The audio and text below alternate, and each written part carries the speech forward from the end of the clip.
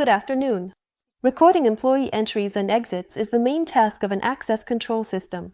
Reports on work hours and lateness are generated based on recorded entries and exits, as well as tracking employee location and more. In Sigur, when registering employee entries and exits, the state of the sensor is taken into account. Depending on the type of access point, sensors such as reed switches, photoelectric sensors, or induction loops can be used. Turnstiles use rotation sensors for the bars, while gates and barriers use photoelectric sensors and magnetic loops. When an entry or exit is registered, the sensor changes its state. For example, it opens when the door is opened and closes again when the door is shut. The system operates as follows. A person presents their ID, and the controller grants access. At the same time, in the Client program on the Monitoring tab, you can see the corresponding event, access granted. I should note that this event is not saved in the system archive and, therefore, is not used when generating reports. Next, the system waits for a certain period of time for a signal from the sensor, for example, from the turnstile bar rotation sensor. And if the sensor is indeed triggered, the passage will be registered.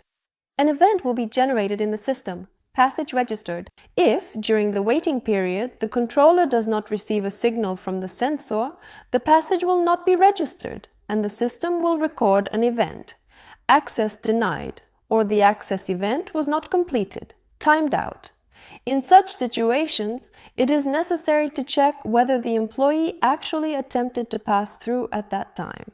It's possible that something distracted them, and in fact, the passage was not completed. To do this, you can use the photo and video recording functionality. It is also important to check the condition of the sensors, whether they are connected to the controller and if they are functioning properly. For the operation of turnstiles, barriers, and gates, the use of sensors is mandatory. You can find the wiring diagrams for various models of gates, turnstiles, and barriers in the controller documentation. These are available for download from our website in the Service Documentation section. If a door or access point is used without any additional actuators, solely for recording entries based on identification, then using a sensor is not required. However, in this case, you need to configure the controller parameters accordingly.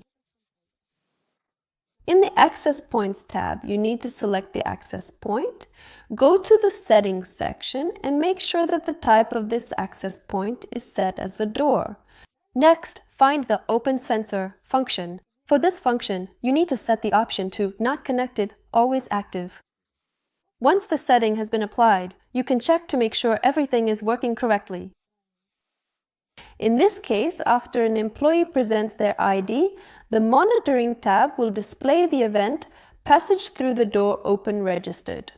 It's important to understand that with this configuration, the actual state of the door will not be taken into account at all, and employee entries will be registered immediately after presenting their ID.